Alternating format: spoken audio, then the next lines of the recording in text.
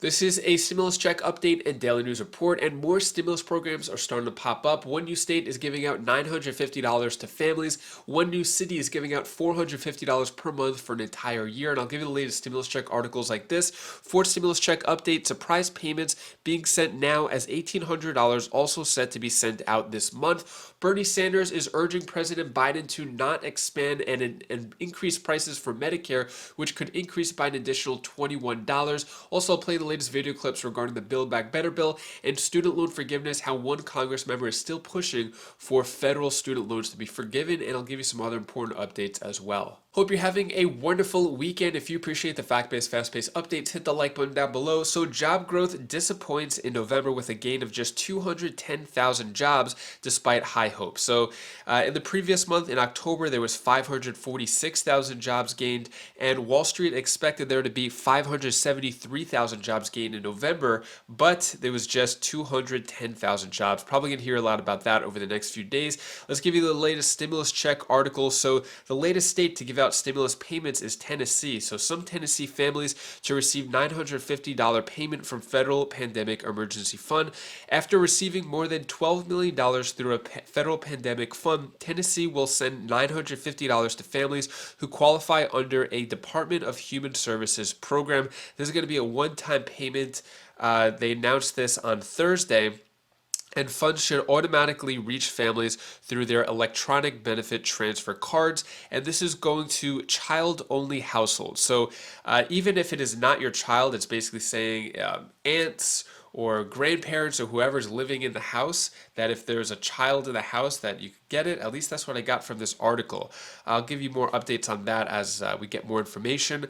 Latest stimulus check articles. So fourth stimulus check update, surprise payments being sent now as $1,800 also set to be sent out this month. So very misleading headline here. I read the article basically talking about the child tax credits, and I would say after 5 payments, it's not a surprise anymore. Everyone knows that the child tax credits are coming for the parents who are receiving it as well as everyone else. We already know about it. It's not a surprise. The $1,800 basically, if you were to combine the $300 per month times 6 months, that comes out to $1,800 cumulatively in December. But that's assuming if you have a kid under the age of 6. Also, next stimulus check article here, who could get $1,400 stimulus check and how to claim it on their 2021 taxes. So in 2022, when it's time to do taxes, if you had a baby born in 2021, then you get an additional $1,400, which is from the American Family Plan for that baby. But as parents or guardians, if you have any dependents as a baby, you get that $1,400. Even if you don't have any income, if you just file a small tax return, then you could claim that $1,400. Also, another one, surprise stimulus payments coming to some families this month. Again, it's not a surprise. It's been happening for many months now. Those child tax credits are not a surprise, but I guess they love using this in headlines. If you appreciate me breaking down these headlines for you and letting you know the truth, hit the like button down below. I just want to tell you the truth and point out a lot of these misleading headlines. Next, let's get into the latest universal basic income programs or guaranteed income. Guaranteed income program for some San Diego low-income families expected to launch soon. So in San Diego, they're going to give $500 per month in their first guaranteed income program. It's going to start in early 2022. Still putting out information there. Basically, to qualify, you have to be part of the zip codes right here. You can pause the screen if you want. And yeah, a few other information. So it's actually going to be for 24 months. So $500 per month for 24 months. Next guaranteed income program. So Mayor Myrick says 110 Ithaca residents will receive $450 a month for a year in a guaranteed income pilot program. So yeah, that's what's going on in Ithaca, New York. And that's the latest city that I've heard do the guaranteed income program. Next, let's get into other news. So Bernie Sanders urges Biden to delay Medicare premium hike linked to Alzheimer's drugs. So if you're on Medicare, you probably heard that prices are going to go up a lot. So Medicare Part B, which covers services like doctor's visits, will increase by $21.60 from $148.50 in 2021 to $170.10 in 2022. Basically, the largest increase due to this one drug which helps with Alzheimer's disease. So in a letter sent to President Biden on Friday, Sanders called on him to prevent an outrageous increase in Medicare B premiums associated with the potential approval of Alzheimer's drug Aduhelm. I don't know if I'm saying that right, but basically, because of this drug, Bernie Sanders is saying wait until it's deemed safe and effective. It's a very expensive drug, which is going to raise the prices for everybody, even if they're not on taking Alzheimer's.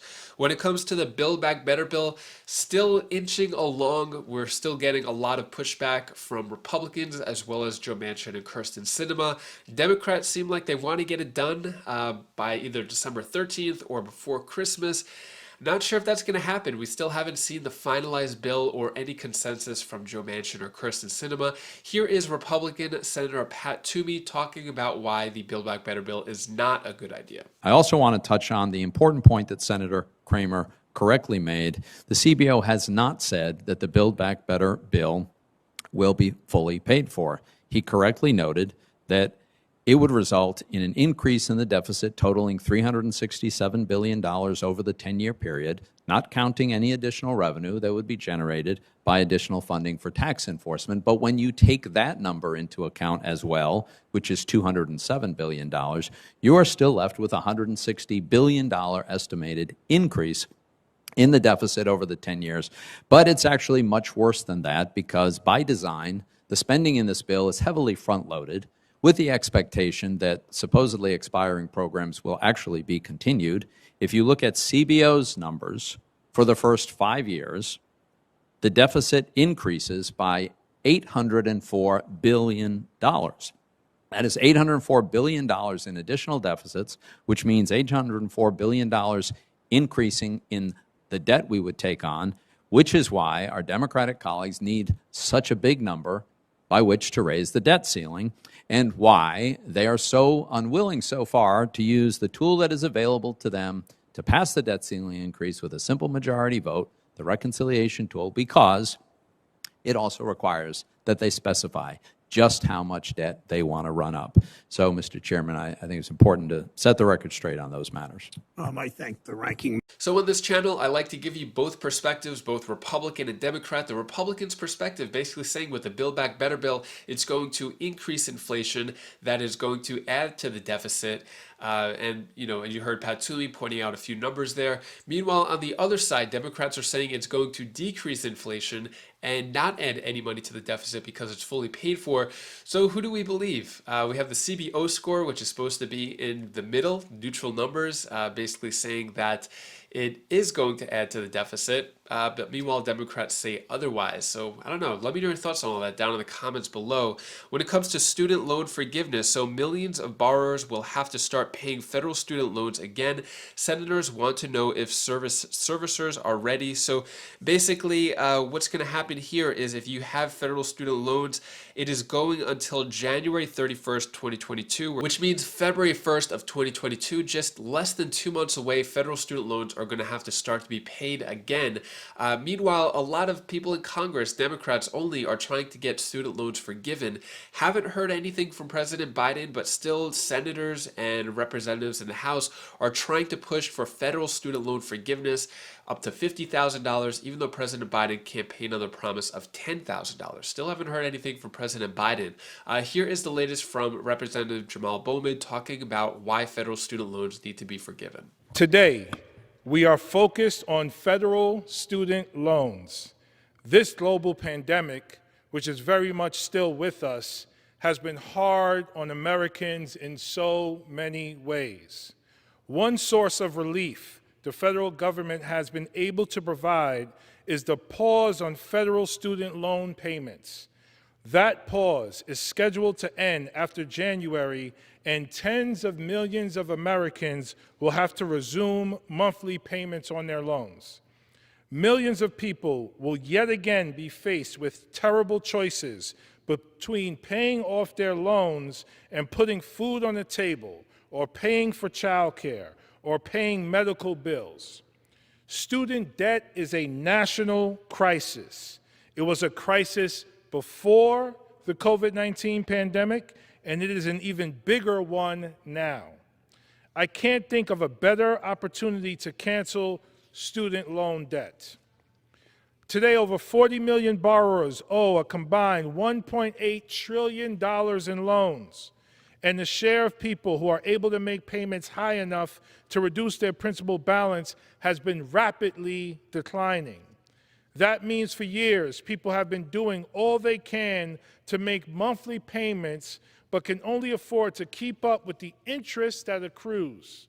So if someone took out a $30,000 loan to go to a public state university, but can only afford the minimum monthly payments to cover interest, they can be paying hundreds of dollars every month for years without seeing the total amount they owe go down at all. In fact, many borrowers see their debt increase because they can't even keep up with the interest. Far too often, it can take a borrower over a decade to pay off their loans, and many borrowers end up defaulting because they simply cannot make ends meet with such high payments. This can have lasting impacts on a person's financial, mental, and physical health, which taken all together makes it harder for people to fully participate in the economy over the long term. For example, you can't get a small business association loan if you have defaulted on any loan in the past 7 years. So many of our family members, friends, and neighbors face additional barriers to starting businesses because of student debt. They face additional barriers to save for retirement, buying homes, taking care of their health and putting off doctor's visits or necessary prescriptions, starting families, or pursuing a career they are passionate about. Students took these risks in their pursuit of the American dream through obtaining a college degree. Students across America are doing exactly what we asked them to do. Work hard, study and learn deeply, grow your mind, develop your skills, and expand your worldview. Students across America took these steps because we told them that education, particularly higher education, would be the great equalizer. We told them their hard work would open doors for the rest of their lives. Instead, we have shut those doors in their faces, one by one.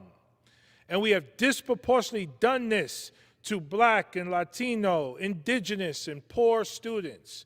We have preyed upon our most vulnerable kids. The student debt crisis is a racial justice issue, and we cannot talk about the problem nor the solutions without centering the experiences of students and families of color and others who come from marginalized communities. Canceling student debt would mean putting money back into people's pockets and improving the overall economy. This is money that can be used to pay for child care so that parents can re-enter the workforce and actually use the degree they went into debt for in the first place.